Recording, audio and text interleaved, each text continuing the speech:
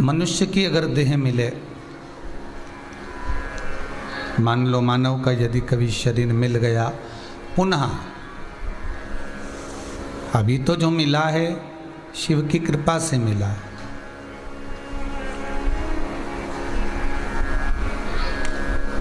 दयालु ओगड़ दातार ने हमको ये मानव का जो शरीर दिया है ये उसकी कृपा से मिला है। 84 लाख योनियां काटने के बाद हमको क्या मालूम था कि हम मानव बन जाएंगे।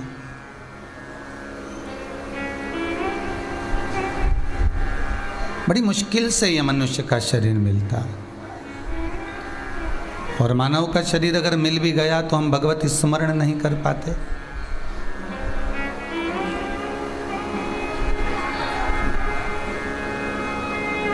कभी मन यदि भगवत स्मरण में चला भी जाता है, मान लो कभी कभी मन जाता है, कभी कभी शरीर जाता है। कभी मन जा रहा है, कभी शरीर जा रहा है। कभी कभी ऐसा होता है कि हम कथा में बैठे रहते हैं पर मन नहीं लग पाता, जैसे सती का नहीं लगा था। और कभी मान लो मन लग जाता है तो शरीर नहीं लग पाता। इस भारत की भूमि पर ही नहीं, संसार में कई जगह पर ऐसे आज भी विचार कर कर लोग बैठे हैं कि अभी हमारी कोई भजन करने की उम्र है क्या।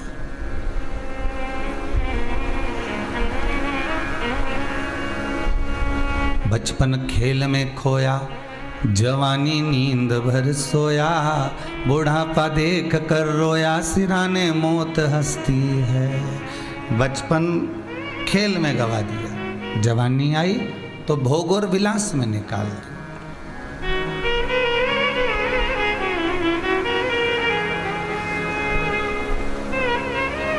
और फिर जो मिली वो अधेड़ी थी, और अधेड़ी भी मिली तो कमाने में निकाल दी।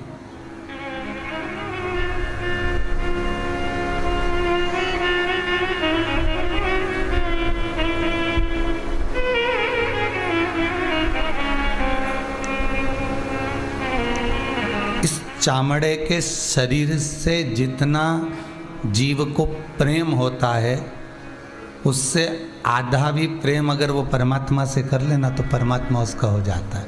कितना? मात्र आधा। ज्यादा नहीं करना है, मात्र आधा बहुत है। जितना ये चामड़े के शरीर से करा,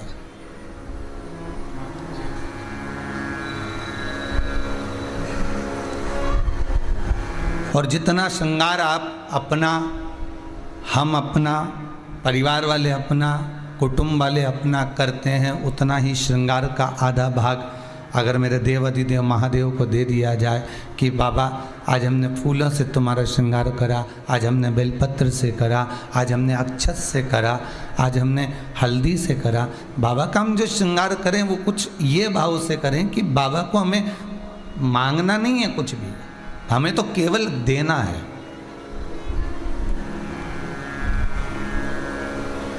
हमें तो केवल बाबा को प्रदान करना है, हमें यहाँ मांगने का तो क्रम होना ही नहीं चाहिए। उसके दरवाजे पर पहुँचने के बाद फिर कुछ मांगने की ललकता, मांगने की कोई बात सामने होए ना। आप रोज रोज अगर कहीं मांगने के लिए जाओगे ना, प्रतिदिन पड़ोसन का एक प्रैक्टिकल करके देखना, जी जरा चाय की पत्ती देना, एक कटोरी हमारे यहाँ मेहमान आए और चाय नहीं है और लॉकडाउन चल रहा है, जरा दे तो जरा। और वो चाय की पत्ती लिया, फिर कहा जी थोड़ा सा शक्कर देना जरा, 4 मेहमान आए हैं, शक्कर लिया। फिर कहे थोड़ा सा हमारा मोबाइल ख़राब पड़ा, तुम्हारा मोबाइल देना, हम जरा फ़ोन लगा कर वापस देते हैं, मोबाइल लिए। थोड़ी देर बाद के हमारे पास में पीले कलर की साड़ी नहीं है, जरा था दोगी, हम जरा सीहोर जा रहे हैं। अच्छा ले वो, तो वो भी लिया। रोज रोज अगर आप कुछ ना कुछ मांगोगे तो पड़ोसन भी आगे से दरवाज़ा बंद करके पीछे से चालू कर लेती है। और प्रतिदिन अगर देवाधिदेव महादेव के दरवाजे पर जाओगे, प्रतिदिन अगर भगवान के सामने जाकर कहोगे कि हमको ये दे दो, हमको वो दे दो, तो भगवान भी सोचेगा जब तेरा जन्म हुआ था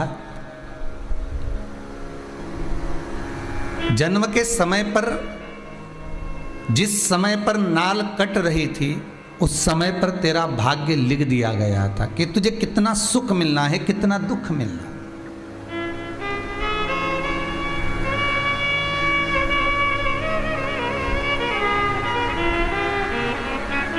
कितना सुख तुझे प्राप्त होना है और कितना दुख तुझे प्राप्त होना है।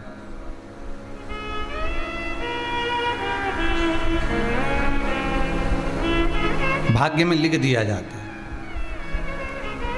और वो जो ललाट पर लिखा है, जो भाग्य में लिखा है महाराज, उसको टालना,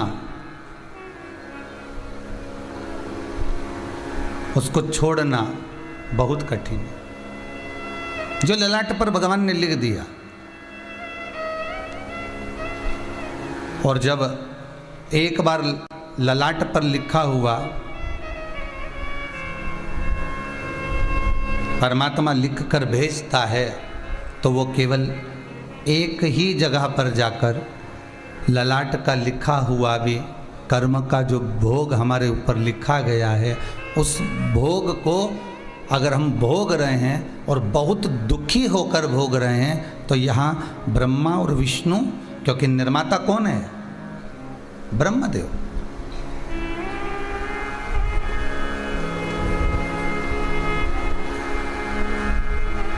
निर्माता कौन? ब्रह्मा। भगवान विष्णु तो केवल आदेश देते हैं, ब्रह्मदेव भाग्य लिख दीजिए, और ब्रह्मा जी ने भाग्य लिख दिया। निर्माता ब्रह्मदेव हैं। भगवान शंकर को तो संहार का देवता कहा गया कि इनका काम है, जब संपूर्ण विश्व का प्रत्येक जीव जब कहीं ना कहीं उपद्रव मचाना प्रारंभ कर दे, दुख देना प्रारंभ कर दे, कष्ट देना प्रारंभ कर दे, जब त्राही त्राही मचने लगे, तब शंकर विनाश का कारण बन जाते, फिर शिव विनाश कर देते।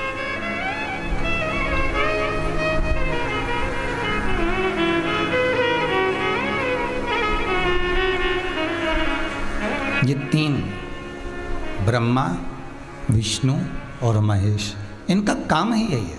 भगवान विष्णु आदेश दे रहे हैं कि आप ब्रह्मा निर्माण करिए, और ब्रह्मदेव उस आदेश का पालन कर कर ब्रह्मा जी भाग्य लिख रहे हैं।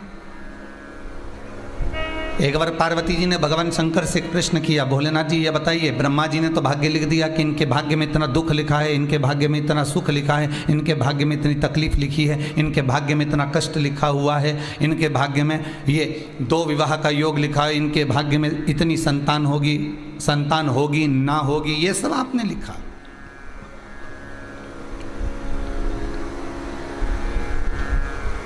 पर कभी कभी ऐसा भी होता है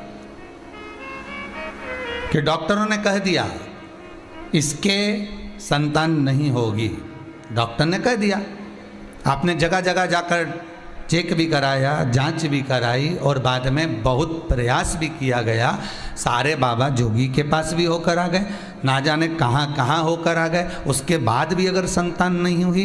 पर कभी कभी ऐसा योग बन जाता है, ये भगवान कृपा करता है। क्यों? क्योंकि जब जितनी बार हम भगवान के सम्मुख में, भोलेनाथ जी के सम्मुख में, बाबा भोलेनाथ की चौखट पर, शंकर के सम्मुख में, गुरुजन के सम्मुख में, माता पिता के सम्मुख में, घर के बुजुर्गों के सम्मुख में, घर के बड़ों के सम्मुख में, जब हम अपने मस्तक को जाकर रगड़ते हैं, इस मस्तक को जब हम प्रणाम करते हैं, दंडवत करते हैं, उस समय पर भगवान भी सोचता है कि इसकी जो रेखा गलत चली रही है, इस रेखा को केवल चरण की रज से ही उसको क्लियर कर दिया जा सकता है, उसको क्लीन किया जा सकता है, उसको साफ किया जा सकता है।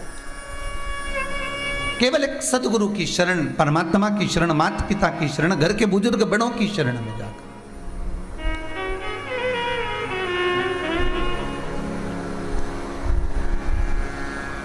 कर्म में जो लिखा है वो तो भोगना है। कितना सुंदर बात है महाराज। एक प्रकट ऋषि थे जिनका नाम था प्रकट, और प्रकट ऋषि एकांत में जाकर, वन में जाकर तपस्या कर रहे थे। बहुत आपको कल भी कथा में कहा था, जब कोई संत, साधु, सन्यासी, तपस्वी, साधक, उपासक एकांत में जाकर अगर तप कर रहा है तो उसके तप करने का सबसे बड़ा कारण है कि वो भगवान को पाना चाहता है, वो विषय आदि वस्तुओं में नहीं डूबना चाहता।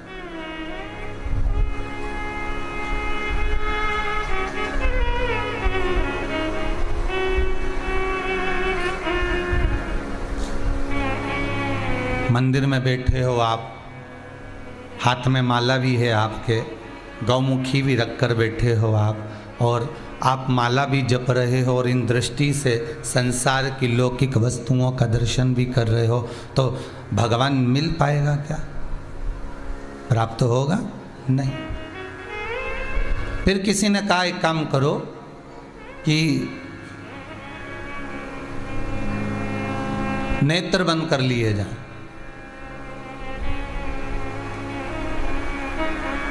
अब नेत्र बंद करके बैठ गए तो मन के नेत्र चंचल हो गए। अब नेत्र अगर बंद कर भी लो तो नेत्र मन के चंचल हो जाते, और मन के नेत्र जब चंचल हुए तो मन के नेत्रों ने विचार करा, रोज तो आती थी कमला भाई, आज आई होगी कि नहीं आई होगी, मैं तो नेत्र बंद कर रहा हूं क्योंकि गुरुजी बोले हैं। अब मन का नेत्र चालू है, मन का नेत्र चालू है, मन का नेत्र बंद नहीं हुआ है।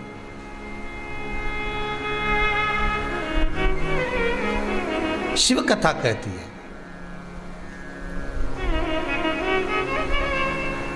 कोई एक व्यक्ति ने प्रश्न किया है, इन पत्र में भी शायद हो सकता है।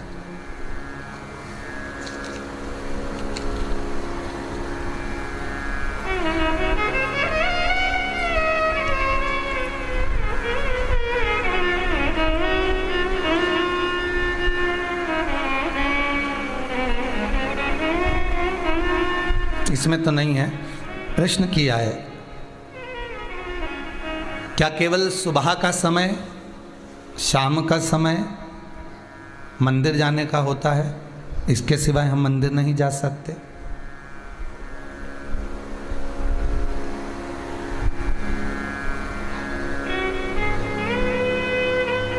तो एक निवेदन आप सबसे कहूंगा, पहले तो मंदिर बताओ कि किस मंदिर में जाने की बात कर रहे हो।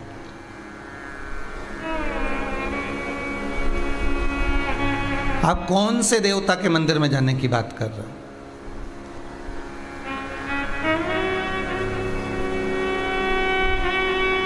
आप अगर राजा राम जी के मंदिर में जाने की बात कर रहे हो तो समय पर सुबह जाओ, शाम को जाओ, ठीक है।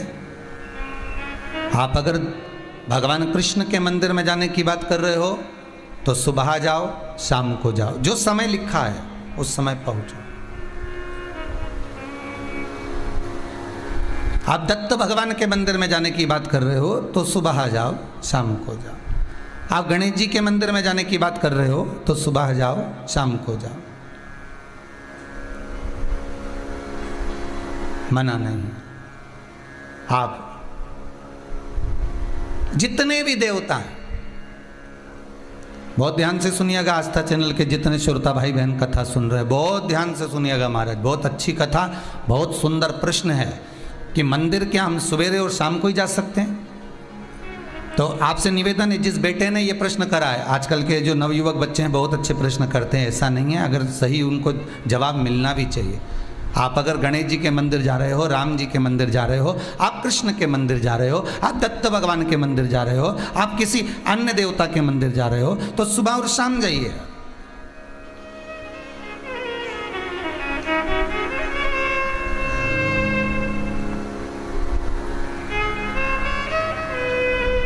पर यदि आप शंकर और जगत जननी जगदम्बा के मंदिर में, दुर्गा के मंदिर में, भवानी के मंदिर में अगर जा रहे हो तो कोई समय नहीं है। क्यों? क्योंकि माँ और बाप के रूम में बेटा कभी भी जा सकता है। माता और पिता तो बाहें पसारे खड़े हैं।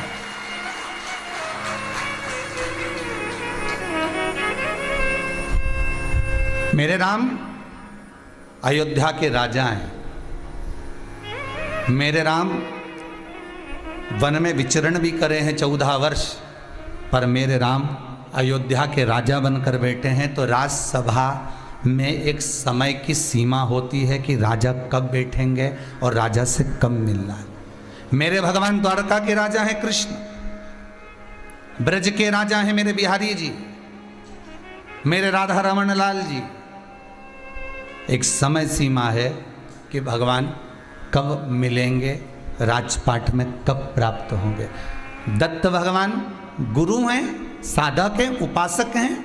एक गुरु के पास, एक साधक के पास, एक उपासक के पास में समय देखकर जाना पड़ता कि कहीं वो तब साधना में तो नहीं लगे हैं।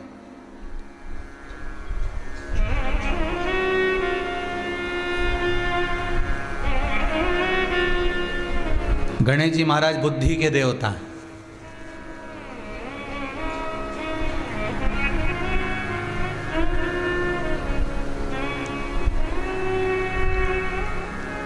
बाप और बेटे में अंतर यही है, मेरे शंकर और भगवान गणेश में अंतर यही है। एक बुद्धि के देवता है और एक दिल के देवता है। मेरा शंकर काय का देवता है? अरे जम के तो बोलो, दिल का, हृदय का।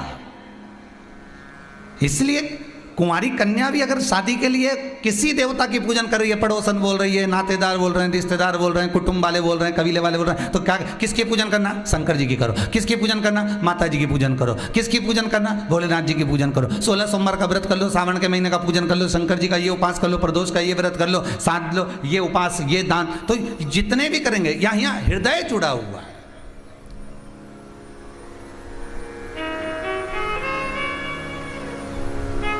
जो बहुत ज्यादा बुद्धि लगाता हो ना, जरा उससे कम मिलने का प्रयास करना। जो हर चीज में बुद्धि लगाए, यहां काय को आए। अब ये जो इतना बढ़िया रोड बन गया तो ये खड्डा महाराज ने क्यों करवाया?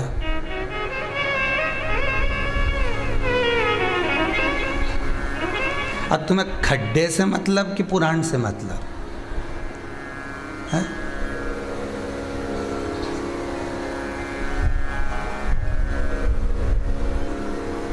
हर चीज में जो बुद्धि लगाए उससे थोड़ा सा दूरी बनाकर चलना। और जो हर चीज में दिल लगाकर बात करे, प्रेम से। 2 बहनें होती हैं, जब 4-5 बहनें होती हैं ना, एक बहन बुद्धि से काम ले, हर जगह बुद्धि लगाए। कितने की साड़ी लाई तो इतने की तो हमारा भोपाल में ही मिल जाती, बता।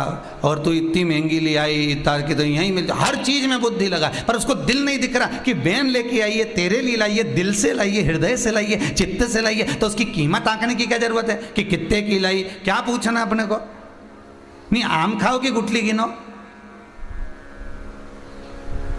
जो बात बात में बुद्धि लगा रहा हो, जो बात बात में बुद्धि की प्रस्तुति दे रहा हो, ऐसे व्यक्ति से थोड़ा सा कम मिलिए। और जो दिल में लगाए, हृदय लगाए, चित्त लगाए, वृत्ति लगाए, उससे थोड़ा ज्यादा मिल लीजिए।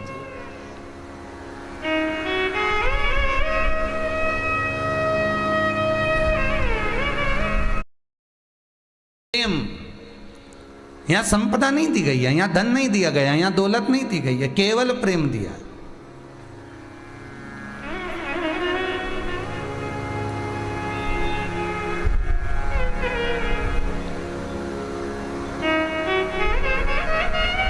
मेरा शिव अगर कुछ देता है तो केवल दिल देता है। ब्रह्मा जी तो खुद परेशान इनसे खूब। कोई शंकर जी के मंदिर में आया हो, नरसिंह मेहता रोता रोता आया तो नरसिंह मेहता का भला कर दिया। नामदेव जी आए तो उनका भला कर दिया, तुकाराम जी आए तो उनका, रामकृष्ण परमहंस जी आए तो उनका। जो शंकर जी के पास पहुंच गया, नैनों में नीर भरकर शिव के पास जाकर जो कहा गया, शंकर के पास जाकर अनुमोदन किया गया, बस उसने, मेरे शिव ने देख लिया कि ये दिल से करा, ये हृदय से करा, इस चित्त वृत्ति लगाकर इस मन से मेरे को पुकार रहा है। तो शंकर ने देरी नहीं करी, भगवान देरी नहीं करे, ये मेरे को पुकारा, हृदय से पुकार।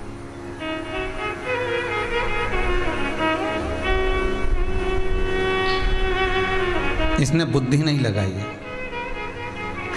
इसने विवेक नहीं लगाया, और इसने जो लगाया बस केवल हृदय लगाया, हृदय लगाया। आप सबसे निवेदन है, एक राधा जी का चरित्र है, एक बार भगवान कृष्ण ने राधा जी से कहा, राधा मुझे वो देना जो मेरे पास में नहीं है। पार्वती जी शंकर जी से कहती हैं तुम्हें चाहिए क्या? शंकर जी कहते हैं मुझे वो देना जो मेरे पास में नहीं है। राधा कृष्ण दोनों के संवाद में भगवान कृष्ण कहते हैं, राधा मुझे वो दे दे जो मेरे पास में नहीं है। तो राधा जी की सखी ललिता जी बोली, भगवान के पास में भगवान को सबसे ज्यादा प्रिय वस्त्र है, पीताम्बर है, अंबर है। एक काम करते भगवान को पीताम्बर दे देते हैं। भगवान बोले तुम्हारे पीताम्बर का करूंगा क्या? क्या करूं तुम्हारे पीताम्बर का? एक उंगली उठाई थी, नानी बाई का 56 करोड़ का मायरा भर कर आया था। दूसरी उंगली उठाई तो द्रौपदी को 9,999 साड़ी दी आया था। मेरी तो खुद फैक्ट्रियां चल रही, तुम्हारी साड़ी का करूंगा क्या? तुम्हारे वस्त्र का करूंगा क्या? मुझे पीताम्बर चाहिए नहीं। फिर किसी ने कहा भगवान को रत्न बड़े प्रिय हैं, सोना चांदी बड़ा प्रिय है, तो भगवान को रत्न दे देना चाहिए। भगवान ने कहा तुम्हारे रत्न का करूंगा क्या? जब भगवान विष्णु के साथ में लक्ष्मी जी का विवाह किया गया, समुद्र देवता ने जब कन्यादान करा, लक्ष्मी को ब्याहया, तो समुद्र देव अपनी बेटी को जब ब्याहे थे, लक्ष्मी को ब्याहे थे, तो कितने रत्न दिए होंगे विचार कर कर देखिएगा। तो मेरे को रत्न तो पहले से पड़े हुए हैं और लक्ष्मी मेरे चरणों में पड़ी है, तो ना तो मुझे लक्ष्मी चाहिए, ना मुझे रत्न चाहिए, ना मुझे पीताम्बर चाहिए। तो किसी ने कहा भगवान को भोजन अच्छा लगता है, भगवान को 56 भोग दीजिए। भगवान के तुम्हारे भोजन का क्या करूंगा? आधा चावल का दाना द्रौपदी की यहाँ खाया था, 10,000 ब्राह्मण का पेट भर दिया था ऋषियों का। अगर पूरा की पूरा एक गासा खा जाता हूं तो पूरी पृथ्वी का पेट भर देता हूं, इतनी सामर्थ्यता रखता हूं। क्या करूं तुम्हारे भोजन का? ना मुझे पीताम्बर चाहिए, ना मुझे अंबर चाहिए, ना मुझे रतन चाहिए, ना मुझे लक्ष्मी चाहिए, ना मुझे भोजन चाहिए। तो इतने में दूसरी बोली फिर चाहिए क्या? तो इतने में राधा तो नहीं बोली, तब ललिता जी बोली, इसका दिल राधा जी ने चुरा लिया, मेरे कान्हा का दिल राधा जी ने चुरा लिया। इसलिए भक्त अगर भगवान को कुछ देना तो अपना दिल दे देना, मन दे देना, चित्त दे देना, वृत्ति दे देना। आप भगवान को अपना हृदय दे दीजिए, दिल दे दीजिए, मन दे दीजिए, अपनी चित्त वृत्ति दे दीजिए। और हम क्या करते हैं? हम भगवान को सब कुछ देते हैं, पर फोन पर कहते हैं दिल तो तुझ में लगा है।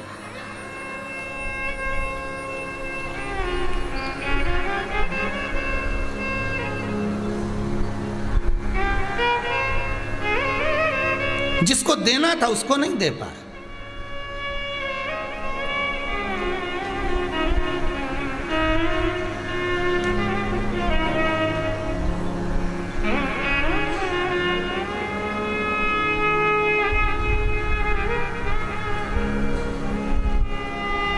बेटा और बेटी दोनों में बहुत अंतर है। इतना अंतर है बेटा और बेटी में, इतना अंतर है कि दुनिया का कोई अच्छा कथाकार भी इस अंतर को समझा नहीं सकता। एक अंतर तुम देख लो कि बेटी शादी होने के बाद मम्मी से इतनी बात करे और छोरा शादी होने के बाद घर चले जाता है, तो वो अपनी माँ को फ़ोन लगाकर क्यों नहीं कहता मम्मी आज मैंने यहाँ का काम कर लिया है पर तेरी बहुत याद आ रही है, बहुत याद।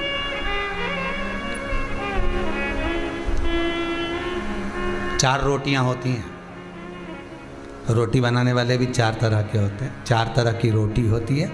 पहली रोटी माँ बनाती है, वो रोटी होती है वात्सल्यता की। वो रोटी होती है करुणा की। बेटा जब खाता है पेट तो भरा जाता है मां के हाथ की रोटी से, पर मन नहीं भरा पाता। दूसरे नंबर की रोटी होती है पत्नी बनाती है, उसमें त्याग होता है, उसमें समर्पण होता है। पति खाता है, पेट भी भरा जाता है, मन भी भरा जाता है। तीसरे नंबर की रोटी होती है घर की बहू और बेटी बनाती है।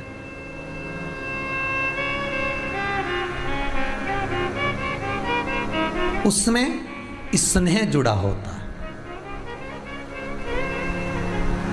उसमें स्नेह जुड़ा है। और चौथे नंबर की रोटी है जो घर में दासी बनाती है, कोई नौकरानी चाकरानी, कोई बाई, कोई भाई, कोई आया, रोटी बनाई, चौथे नंबर की रोटी वो है। ना तो उसमें पेट भराया और ना उसमें मन भराया, केवल खाना इसलिए है क्योंकि मैडम को ऑफिस जाना है, तो वो जो बनवाएगी वो खाना पड़ेगा, अपने को भी जाना, टाइम नहीं है, तो यहाँ समय नहीं है तो खाना बनाने वाली लगी हुई है, वो बनाएगी। पर कितनी सुंदर बात गर्ग संहिता के अंदर लिखी और कितनी सुंदर बात भविष्य पुराण के अंदर लिखी कि भले कितने भी वीआईपी बन जाओ, कितनी भी नौकर तुम्हारे यहाँ काम करें, कितने भी चाकर तुम्हारे यहाँ काम करें, भले तुम्हारे चरण दबाने वाले लगे हों, पाँव में चप्पल पहनाने वाले लगे हों, भले तुम्हारा थूक झेलने वाले खड़े हों, पर यहाँ पर भविष्य पुराण कहती है जिस कक्ष में रसोई घर में भोजन बनता है उस रसोई घर में भले रोटी बनाने वाली बाई लगी हो, पर निवेदन भविष्य पुराण करती है कि घर की बहू, बेटी या माता को सब्जी तो अपने हाथों से ही बनाना चाहिए, भले रोटी को ही बनाए। कितने भी नौकर लगे हो, कितने भी चाकर लगे हो, कितने भी आपके कर्मचारी लगे हो और कुछ भी करें, वो रोटी बना कर जाए, उससे कह दो सब्जी मत बनाना, सब्जी हम बनाएंगे, दाल हम बघारेंगे, तो उबाल दे, बघारेंगे हम। क्यों? केवल रोटी अकेली नहीं खाई जाती, काय से खाई जाती है? सब्जी से। उसने किसी भी भाव से रोटी बनाई हो, कुड़ कुड़ के बनाई हो, चाहे घर से टेंशन लेके आके आटा उसन उसन के रोटी बनाई हो, वो कैसी भी बनाएगी। और तुम पति को परसोगे तो भोजन परसने में जो सब्जी बनाई है आपने, जो दाल बघारी है, जो चटनी बनाई है आपने, जो भी कुछ पदार्थ बनाया है, सामग्री बनाई है, उसमें तुमने प्रेम से बनाया कि मैंने आज अच्छे से बघारी है, बहुत जोरदार बघारी, दिल से बघारी। तो जब वो रोटी किसी काम की नहीं, बस वो सब्जी में गई, डूब गई, और डूबी तो उसका जो स्वाद है, उसका जो प्रेम है, उस रोटी को संजोकर तुम्हारे उदर तक पहुंचा दिया। तो भविष्य पुराण कहती है बनवाओ जो बनवाना है तुमसे, मना नहीं, सारा काम करवाओ नौकर चाकर से, मना नहीं, पर रोटी भी बनवाओ, मना नहीं, पर सब्जी प्रयास करना।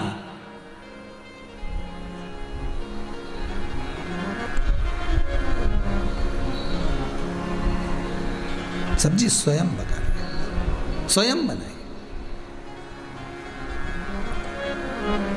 किसी भी देवता के यहां जाइए, समय देख कर जाओ, मना नहीं है। वहां लिखा रहता है सुबह 9 बजे से 12 बजे तक खुला रहेगा, 4 बजे से इतनी बजे तक खुला रहेगा, पर शंकर के मंदिर में कोई समय नहीं होता, माँ जननी जगदम्बा के मंदिर में कोई समय नहीं होता, माता वैष्णो देवी के मंदिर चले जाओ, बिजासन के मंदिर चले जाओ, सलकनपुर चले जाओ, मैहर चले जाओ, तुम जितने माता, देवास वाली माता के मंदिर चले जाओ, तुम जितनी चामुंडा के माता के मंदिर, कलकत्ता वाली माता के मंदिर, जितनी देवी के मंदिर जाओगे, जितने सिद्धपीठ जाओगे, सारी सिद्धपीठ में समय की कोई परिभाषा नहीं होती। माँ के दरबार में समय की सीमा नहीं होती। क्यों? क्योंकि माँ अपने बेटे से कभी भी मिल सकती है और बेटा अपनी माँ को कभी भी पुकार सकता है, उसके समय की कोई सीमा नहीं है। आधी रात को भी बेटा रो रहा है, आधी रात को भी बच्चा रो रहा है, तो माँ को उठना पड़ेगा, माँ को उठना पड़ेगा। पहले एक भजन चलता था नवरात्रि में, हमने भी सुना था, आपने भी सुना होगा, बेटा जो बुलाए माँ को आना चाहिए।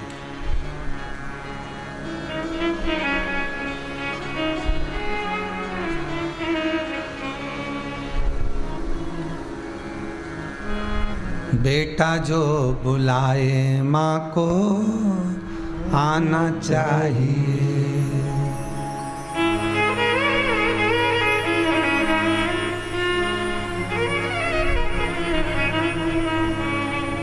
एक भाव कहा है किसी ने,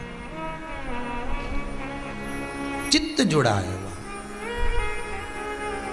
शिव और जगदम्बा, माता पार्वती, माँ शेरा वाली, दुर्गा, भवानी माँ। माँ का मंदिर कभी बंद नहीं होता, पिता का दरवाजा कभी बंद नहीं होता, वहाँ कभी भी जा सकते, कभी भी।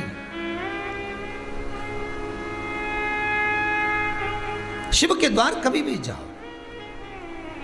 जिस बेटे ने प्रश्न करा है कि भगवान के मंदिर सुबह शाम ही जा सकते हैं, नहीं बेटा, भगवान कौन से हैं, देवता कौन से हैं और किसके यहां जा रहे हो, अंतर है, अंतर है। तीन मित्र आपस में झगड़ा कर लिए जंगल में जाके, एक राम जी को भजता था, एक कृष्ण जी को भजता था, एक शंकर जी को भजता था। तीनों झगड़ा कर लिए। तीनों बोले मेरा, एक बोले मेरे राम जी के बराबर कोई देवता नहीं, एक बोला मेरे कृष्ण जी के बराबर कोई देवता नहीं, एक बोला मेरे शंकर जी के बराबर कोई देवता नहीं। इन तीनों झगड़ा कर लिए।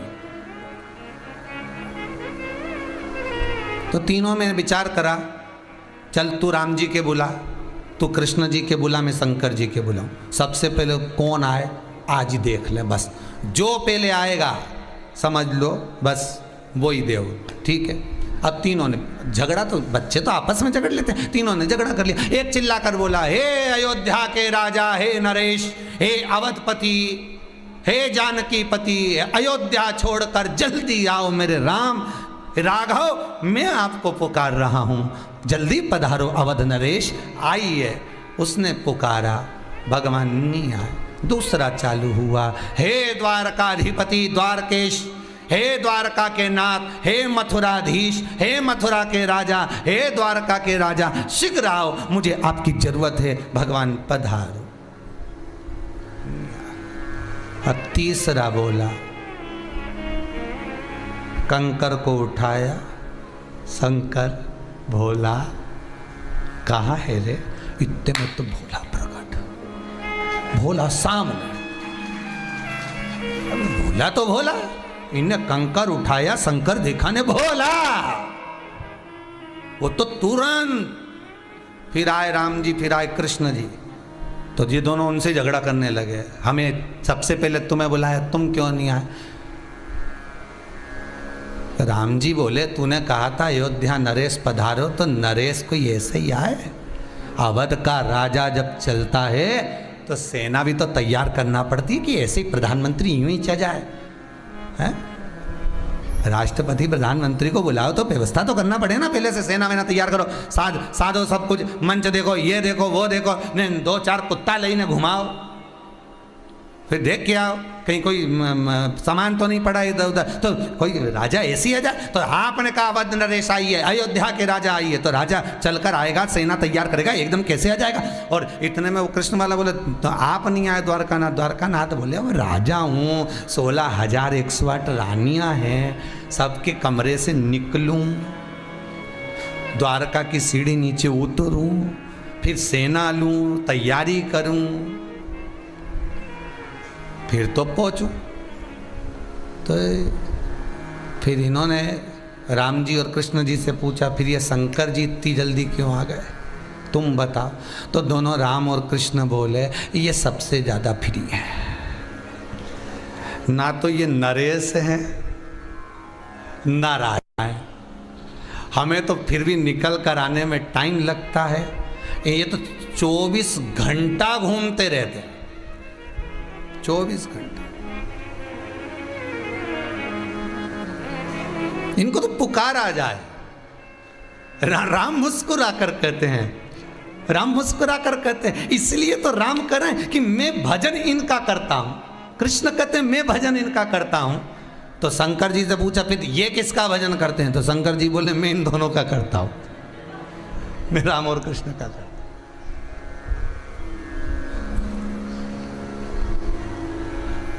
ये दोनों मेरे हृदय में बसते हैं। शिव कहते हैं ये मेरी नसों में, ये मेरे रोम रोम में, ये मेरी चित्तवृत्ति में, ये मेरे हृदय में बस। मैं राम और कृष्ण का भजन कर रहा, राम और कृष्ण शिव का भजन कर रहा। पुकार आ जाए दिल से, हृदय से, चित्त। आपको फिर कहूंगा, जैसे प्रकट ऋषि एकांत में बैठकर तब साधना कर रहे हैं, इसलिए आपसे बार बार कहते हैं, बार बार इस व्यासपीठ से कहते हैं, जो मंदिर एकांत में है, जहां कोई नहीं जाता हो, उस मंदिर में जाकर एकांत में बैठकर एक बार भगवान से दिल की बात जरूर करना, हृदय की बात जरूर करना, उससे कहना जरूर, बाबा से एक बार निवेदन जरूर करना।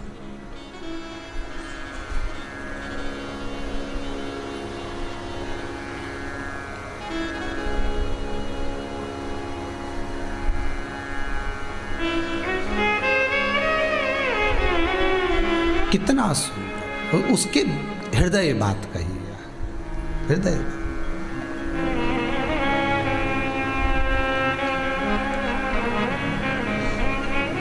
प्रकट ऋषि तप करने बैठे थे, वहीं पर एक डाकू आ गया जिसका नाम था अस्थिमाल।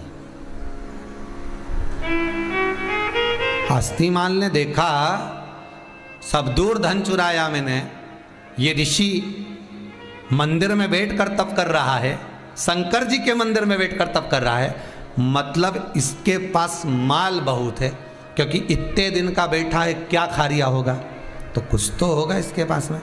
ये अस्थिमाल इस प्राकट्य ऋषि के पास पहुंच गए, प्राकट्य ऋषि से जाकर बोले, ए बाबा, ए बाबा उठो।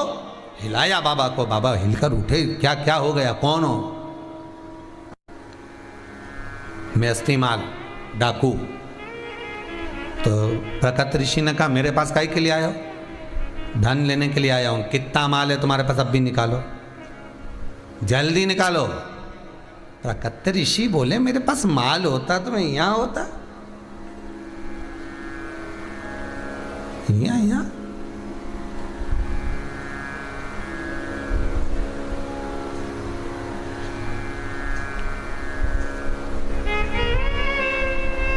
मैं यहां आता क्या? तब साधना मेरे पास, मुझे धन का लोभ नहीं है, मुझे धन की कोई आसक्ति नहीं है, मुझे तो भगवान का भजन करना है, शंकर का भजन करना है, मैं तो मंत्र जाप में डूबा हुआ। और आप अस्थिमाल, तुम मेरे पास धन लेने आए हो? अगर धन तुम्हें कहीं लेने जाना है, कहीं डाका डालना है, तो कहीं दूसरी जगह जाकर धनपति क्या डालो। इतने में तो अस्थिमाल को क्रोध आ गया, और क्रोध आकर जो गुस्सा आया, और गुस्सा आकर धक्का मारा प्राकट ऋषि को। प्राकट ऋषि शंकर के शिवलिंग से टकरा गए, और शिवलिंग से टकराते सी प्राकट ऋषि के सिर में से खून बहना चालू हो गया।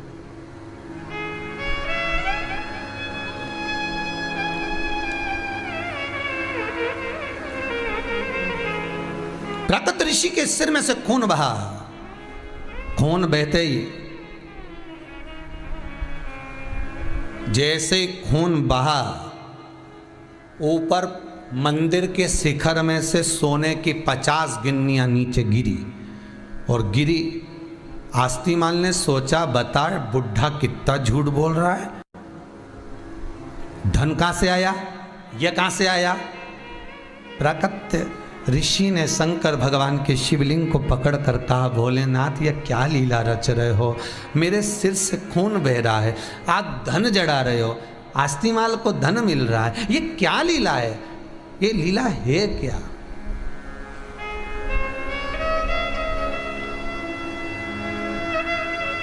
क्या लीला है?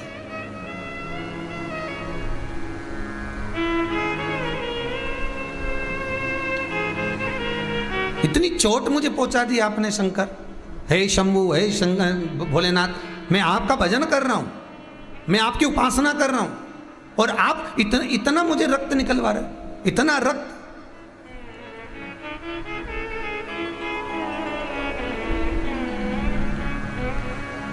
अस्थिमाल ने कहा, बाकी की मुद्राएं और कहां है, जल्दी निकाल, नहीं तो मैं तुझे काट दूंगा, जल्दी बोल। भगवान शिव प्रकट हो गए शिवलिंग में से। प्रकट ऋषि को कहा, प्रकट, तेरे और इस अस्थिमाल दोनों में अंतर है। यह अस्थिमाल पूर्व समय का बहुत बड़ा दानी था, इतना दान करता था, इतना पुण्य करता था, इतना सत्कर्म करता था, खूब दान दिया करता था, खूब भजन किया करता था, खूब स्मरण किया करता था। इसके भाग्य में मनुष्य देह धारण करने के बाद इसको राजा का सिंहासन मिलना था, पर ये पृथ्वी पर आकर चोरी कर कर डाकू का पद पा गया, और थोड़ा थोड़ा चोरी करने लगा, तो आज इसको केवल इतनी ही सोने की मोहरें भाग्य में मिल पाई। और सुनो प्राकट ऋषि, तुम पूर्व समय में एक मछुआरे थे, मछली पकड़ते थे, और मछली पकड़कर एकाग्रित करते, वो मछलियां तड़पती मरती, उसके मरने का पाप तुम पर चढ़ा हुआ था।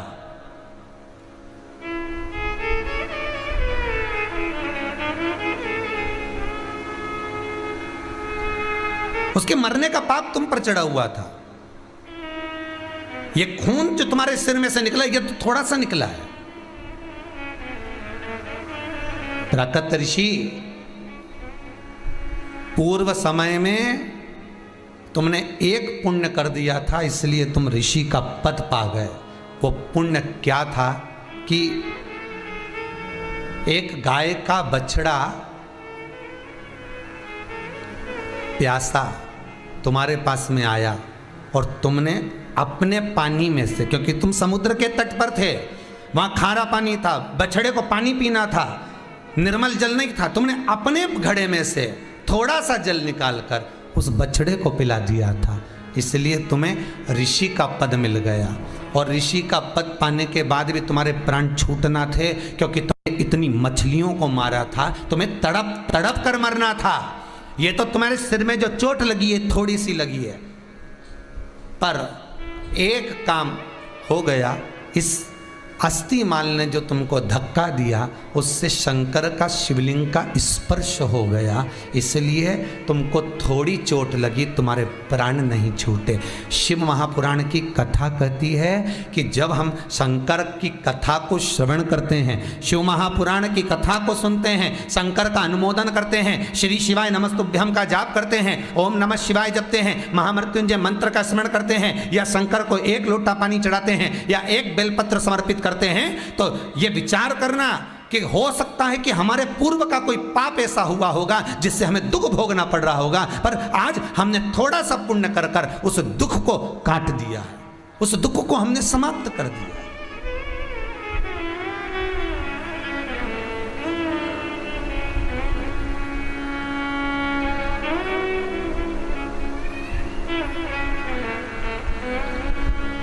उस दुख को हमने समाप्त कर दिया। महाराज,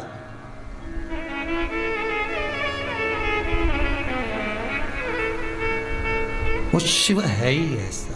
नाम है तेरा तारणहारा, कब तेरा दर्शन होगा।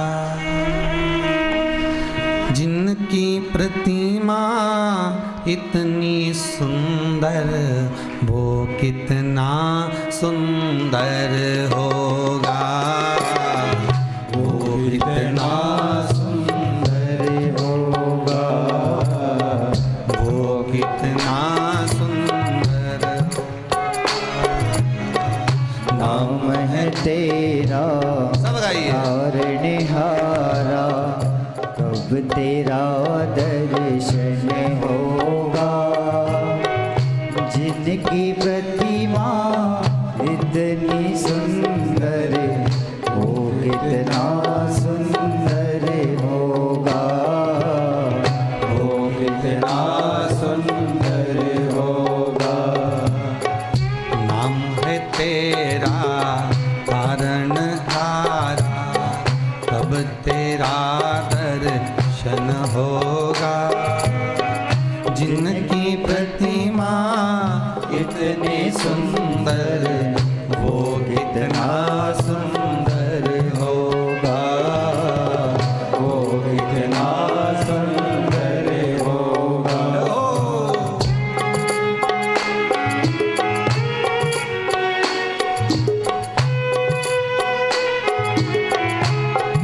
शंभो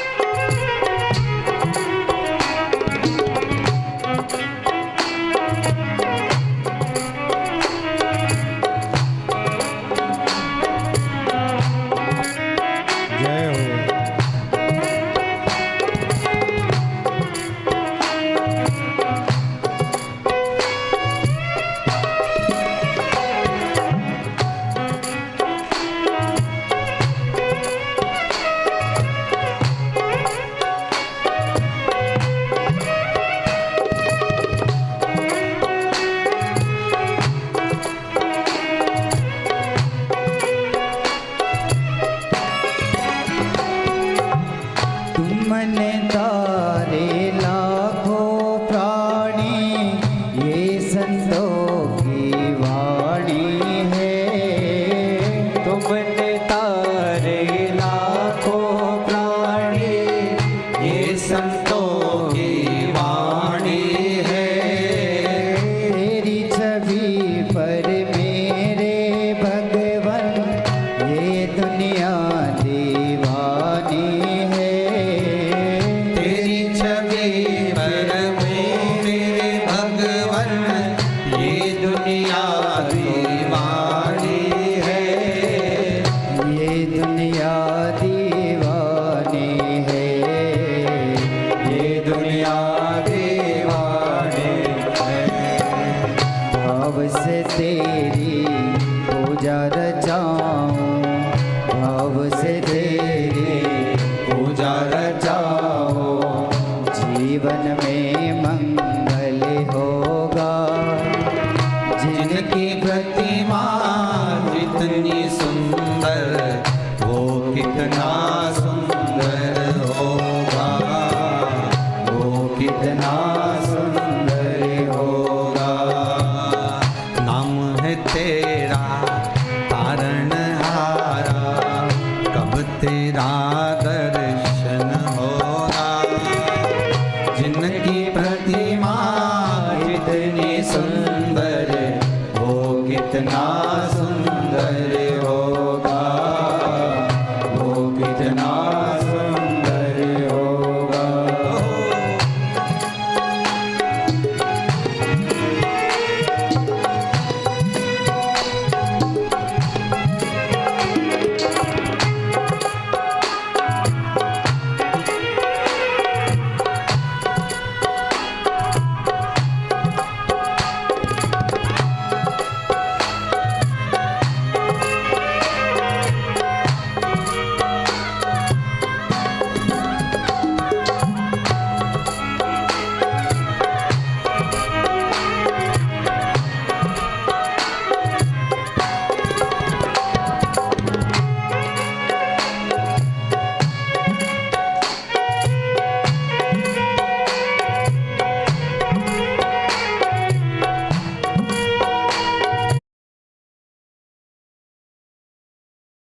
नहीं चढ़ाना, ये तो कहीं वर्णन। एक माता जी ने प्रश्न करा कि हम जो भगवान शंकर जी का शिवलिंग बनाएंगे तो उसका विसर्जन कहाँ करने जाएंगे।